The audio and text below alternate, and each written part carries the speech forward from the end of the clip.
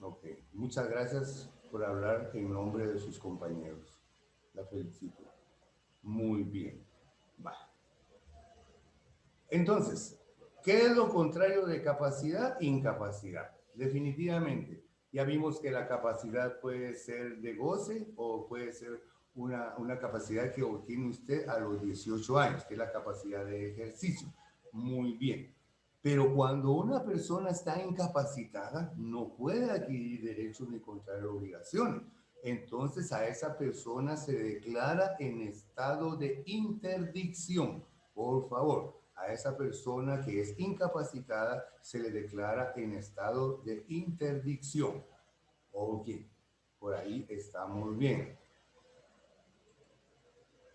Seguimos con los comerciantes después de que tenemos a la clase de comerciante individual jurídico, tenemos al artesano. Tenemos al artesano que también se dedica a comercializar, pero de acuerdo al código, de acuerdo al código de comercio y a los lineamientos del registro mercantil, los artesanos que trabajan, recuérdense bien, los artesanos que trabajan por encargo y que no tienen un almacén donde puedan vender sus productos, se les considera no comerciantes. Por favor, a todo aquel artesano que no tenga almacén para distribuir sus productos, se les considera no comerciantes, a pesar de que están comerciando. Muy bien. Debemos de saber también que la forma de contraer obligaciones y contraer obligaciones de obtener derechos es únicamente relacionado con la personalidad jurídica. La personalidad jurídica requiere de tener capacidad cada una de las personas que intervienen dentro de una sociedad, dentro de un comercio. Por favor, muy bien. Entonces, también tenemos que tener en cuenta que la razón social es el nombre de una empresa. Ese es el nombre de una empresa. Y la razón social debe ser solemne, debe tener solemnidad. Eso quiere decir que es una forma respetada ante otras instituciones. Por ejemplo, la razón social suya o el nombre de su empresa no puede ser utilizado en otra empresa porque usted ya está caracterizada. Muy bien. Y todo esto, razón social, solemnidad. ¿En dónde vemos la solemnidad en una sociedad? La solemnidad en una sociedad se ve cuando se va a registrar y se levanta el acta social, la carta social, en donde van todos los detalles de cómo se va a estructurar dicha sociedad. Entonces, razón social y solemnidad son características de una sociedad mercantil. Por favor, la razón social y la solemnidad son características importantísimas de una sociedad mercantil. No puede haber sociedad mercantil si no tiene razón social y tampoco puede haber sociedad mercantil si no está solemnemente redactada su acta de sociedad. Muy bien. Ok, entonces también tenemos algo muy importante en cuanto a sociedades y hablemos un poquito de las sociedades en comandita simple. Recuérdese que en comandita simple hay un término muy diferente, que son de socios, pero que una sola letra los diferencia y es comanditarios y comanditados. Los comanditados son los socios que responden solidaria y subsidiaria y el otro término ante terceros de una empresa. Los comanditados, con D. Y los comanditarios son los que únicamente responden a sus aportaciones. Claro, tienen menos responsabilidad, por supuesto, pero dejan de tener ciertos derechos en la sociedad a la cual pertenecen. No tienen derecho a voto, no tienen derecho a varias situaciones que los limitan como socios de esa empresa. Entonces podemos decir que las sociedades de comandita simple, los comanditarios tienen responsabilidad limitada. Los comanditarios tienen responsabilidad limitada. Por favor, eso es en las sociedades de comandita simple. Muy bien. Ahora, toda sociedad para identificarse qué es lo que necesita, una razón social. Entonces se podría decir que cuál es el nombre que se le da a la identificación de una sociedad, razón social. Cuando usted dice cuál es el nombre que se le da a la identificación de una sociedad, no voy a poner Walmart, no voy a poner Casa Santander, no voy a poner Swiss Cash, no, voy a poner razón social. La razón social es la que yo voy a querer pedirle al registro mercantil para que yo pueda identificar mi empresa, para que yo pueda identificar mi sociedad. Necesito que me autorice mi razón social y eso ya viene incluido en su patente, donde ya viene el nombre que usted va a designar de acuerdo a los lineamientos del Código de Comercio a su empresa o sociedad. Muy bien. Tenemos que acompañarnos de nuestro código también. Vamos a revisar el artículo número 73. ¿Qué nos habla el artículo 73? Si les da tiempo, rapidito lo ven y ya ustedes estarán contestando, ¿verdad? Los socios comanditarios que tienen prohibido cualquier acto de administración, tienen prohibido cualquier acto de elegir nueva junta directiva. Los comanditarios tienen limitación y esas limitaciones algunas están en el artículo 73. Muy bien.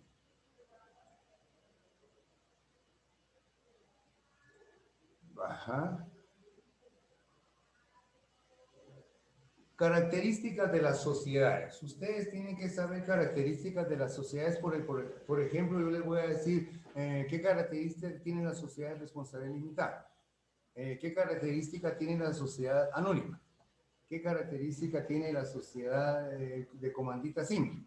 Ustedes tienen que saber la característica de cada una sociedad. En todas los socios responden solidaria, subsidiaria, etcétera, a tercero, menos en las de comandita simple, en todas. Pero todas tienen cierta característica. Por ejemplo, la característica de la sociedad anónima es de que todo el capital de los socios está dividido en acciones. Es la única que se maneja con acciones. En la característica, por ejemplo, de las sociedades con responsabilidad limitada, como las cooperativas, cada socio responde únicamente por el valor de sus aportaciones. Esto va de igual manera para las sociedades en comandita simple. En las sociedades en comandita simple, la característica es comanditados y comanditarios. El comanditado es el socio que responde solidaria y subsidiariamente a las obligaciones de la sociedad. Y el comanditario responde únicamente a sus aportaciones. Es como que en una sociedad de comandita simple hubiera dentro una sociedad chiquita de responsabilidad limitada. No sé si me explico, pero no es así. Aparte de la sociedad de responsabilidad limitada, que su característica es que todos los socios responden únicamente por el valor de sus aportaciones. Las sociedades de comandita simple tienen socios comanditados que responden a todo y cada socio comanditado puede tener socios comanditarios que únicamente responden por la cantidad de sus aportaciones y no tienen derecho a ciertas situaciones. Por ejemplo, para aclarar, los comanditarios en las sociedades de comandita simple no tienen derecho a votar, por ejemplo, para una nueva sociedad. No tienen derecho a decir cuáles van a ser las nuevas aportaciones. Ellos únicamente aportan y sobre eso responden. En las sociedades de responsabilidad limitada, también los socios tienen tienen obligación únicamente de responder por sus aportaciones, pero todos responden subsidiariamente, ¿verdad? Porque todos son socios, todos son de responsabilidad limitada. Cada socio en las sociedades de responsabilidad limitada responde únicamente por sus aportaciones. En las sociedades de comandita simple, los comanditarios responden únicamente por sus aportaciones también, igual que la responsabilidad limitada. Pero en comandita simple también hay comanditados que son socios que responden de forma subsidiaria y solidariamente ante terceros. Muy bien.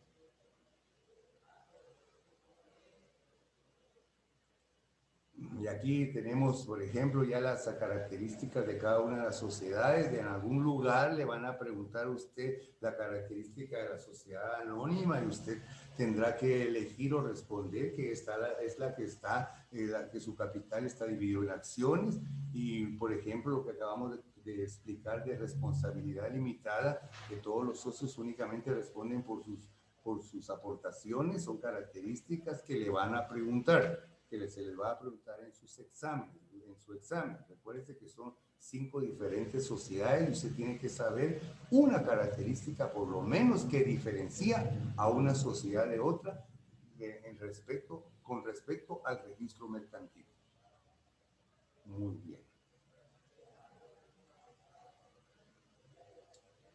Ahora, Yajaira nos acaba de platicar del nombre de las sociedades que no tienen reconocimiento jurídico, y dentro de estas sociedades están las irregulares y de hecho las que se dedican a situaciones fraudulentas y que no hace falta mucho mencionar. Ustedes, todo mundo sabemos cuando una empresa no está debidamente registrada. Ustedes deben de tener la percepción ante estas situaciones. Por ejemplo, a uno de particular, uno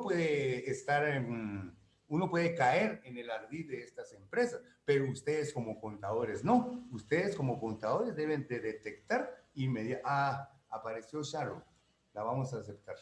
Ustedes como contadores deben de detectar, deben de olfatear cuando una empresa es irregular, cuando una empresa es de hecho. Eso ustedes como, disculpen que les repita tanto, pero es una de las funciones del contador. Verificar la legalidad de las instituciones con las cuales usted está involucrado o con las cuales usted se va a involucrar en su vida profesional, o algunos que ya están trabajando como contadores deben de saber de la transparencia de toda empresa con la cual usted vaya a mantener relación laboral. Muy bien. Entonces tenemos las empresas CESAS, comercializar estupefacientes, es una empresa. Recuérdense que esas empresas irregulares, cuando decimos con fin ilícito, es diferente a una de hecho o a una irregular. Existe irregular, ilícita y de hecho. Las tres están en contra de la ley, pero las tres tienen diferente forma de mal obrar. Por ejemplo, las ilícitas son las que venden estupefacientes, piezas arqueológicas, etc. Las de hecho son las que con un hecho premeditado el abogado no anotó algo en el documento. Y las irregulares son las que están inscritas, pero dicen que van a vender café y están vendiendo azúcar. Esa es la diferencia que hay. Tres formas anólogas y en contra de la ley hay de sociedad: la ilícita, la de hecho y la... se me fue por alto. Pero esas son las sociedades que están fuera del todo lo que es el registro mercantil. Por favor, las sociedades con fin ilícito, las sociedades de hecho y las sociedades irregulares. Son tres formas malas de inscribir a una sociedad. Muy bien. Muy bien. Aquí tenemos... Bien, luego empezamos con el asunto de fusión de sociedades. ¿Qué es una fusión de sociedades? Es una unión. Cuando hablamos de fusión, recuerdo que les puse de ejemplo la licuadora. Cuando usted mete los artículos, los insumos de comida a la licuadora, está fusionando todos esos insumos. Lo mismo sucede con las sociedades. Hay formación de nuevas sociedades, fusión de nuevas sociedades, y hay formación de nuevas sociedades que son para crear una nueva sociedad. Esto es una fusión por creación, y hay sociedades en donde A y B se unen para que A sea más grande y desaparezca B. Eso se llama fusión por absorción. Por favor, ojo con eso. Fusión de sociedades. Puede ser fusión por creación. ¿Cuál es la función? La fusión por creación. A y B se unen para crear C. A y B se unen para crear C. Eso es fusión por creación. fusión por absorción. Es cuando A y B se unen para que una de las dos sea más grande. Eso es fusión por absorción. Muy bien, joven. ¿Alguna duda, por favor? ¿Alguna duda, por favor? Muy bien. Ok. ¿Qué tenemos por aquí? Muy bien, nos habla mucho de los socios comanditados. En 2 o 3 oportunidades mencioné eso. Por favor, anoten ahorita la diferencia que hay entre un socio comanditado con D y un socio comanditario con R, por favor. El comanditado es el socio que participa al 100%, y el comanditario es el socio que participa únicamente de sus aportaciones. Esa es la única diferencia, pero muy grande, que existe. Entonces podemos decir que la responsabilidad de los socios comanditados en una sociedad de comandita simple es responsabilidad ilimitada, subsidiaria y solidaria. Esa es la forma en que el socio debe de responder. El socio comanditado en una sociedad de comandita simple. Muy bien. Los contadores manejan una serie de términos tremendos, jóvenes, tremendos. Pero es una jerga que la practica. Ahorita tal vez ustedes sienten grande, aunque ya no tanto porque ya son de sexto perito y ahorita ustedes ya son contadores. Ahorita olvídense de la palabra estudiante, ustedes ya son contadores y desde ya deben de empezar a actuar como tal, jóvenes. Muy bien. Dentro de esas actividades, escoger su carrera universitaria. Ok. ¿Qué tenemos por aquí?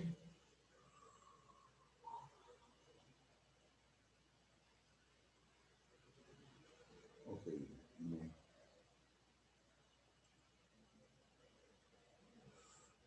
La responsabilidad, muy bien, aquí tenemos.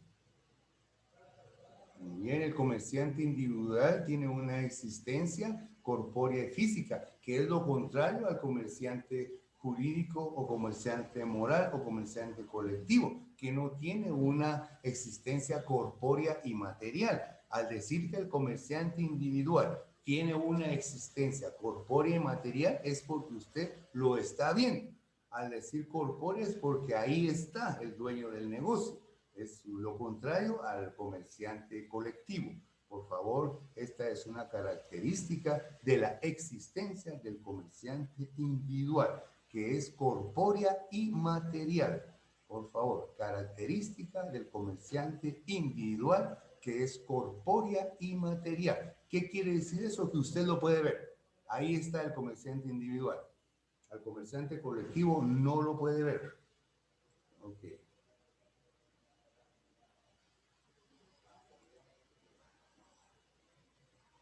Muy bien. ¿Cómo podemos denominar a la persona colectiva, moral o jurídica, que es la otra clase de comerciante que hay?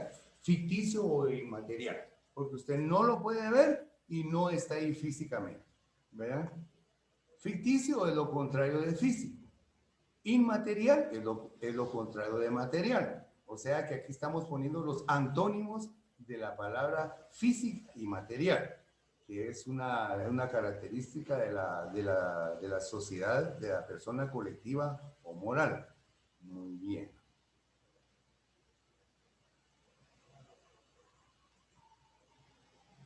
¿Ok?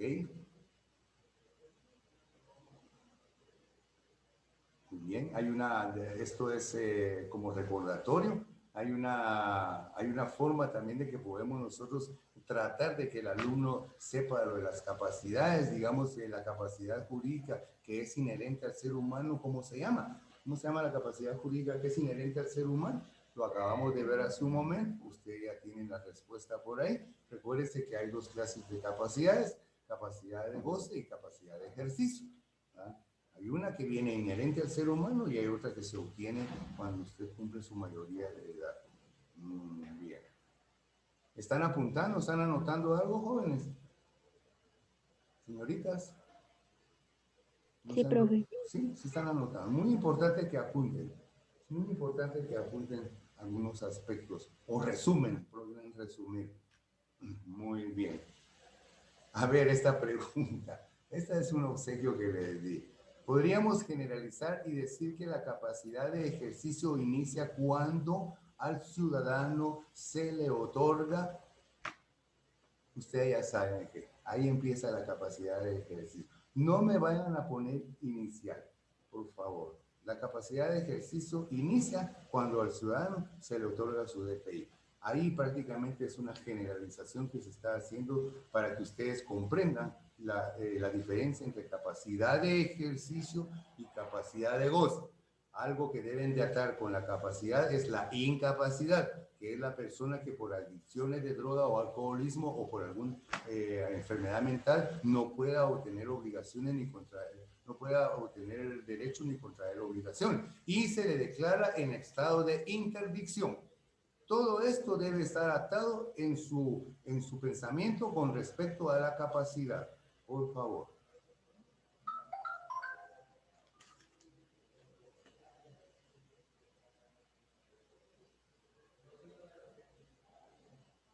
¿Hay alguien de fundamento del derecho? Muy bien. A ver.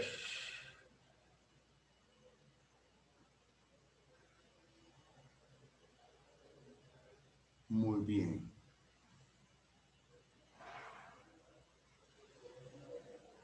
Cuerpo de materiales, ya lo vimos. Aquí tendríamos. Bien, ese también ya está. Tuvimos la separación del derecho también. Nosotros sabemos que es muy importante saber cuándo el derecho es público y cuándo el derecho es privado. El derecho es público cuando las personas como nosotros los ciudadanos hacemos trámites frente a instituciones del gobierno. Todo eso es derecho público. El derecho privado es cuando particulares realizan situaciones jurídicamente legales y dentro del derecho privado está el derecho civil, el derecho penal y el derecho mercantil. Esas son muy bien, aquí tenemos otra persona de eso. Vale. El derecho civil y el derecho comercial, entonces, son ramas del derecho privado. Dentro del derecho civil, derecho comercial, también está el derecho penal. Esas son ramas del derecho privado. ¿Por qué son ramas del derecho privado? Vamos a ver. Porque el derecho civil únicamente le habla a usted como ciudadano, le habla a usted como ciudadano en familia, le habla a usted como ciudadano laboral, le habla a usted como ciudadano estudiante. Son los derechos civiles que tiene cada persona. Entonces pertenece al derecho privado. El derecho comercial también. Usted como comerciante, es cierto, va a tener que registrarse en la SAT, va a tener que ir al registro mercantil, pero usted está privado. Usted como comerciante pertenece al derecho privado, no al derecho público. El derecho laboral, también el derecho laboral está inmiscuido únicamente dentro del derecho privado. Por favor, voy a ver cuál es la... Sí, me están escribiendo todas las personas. Bien. Ok, está. Disculpen, ya no voy a hacer caso a eso.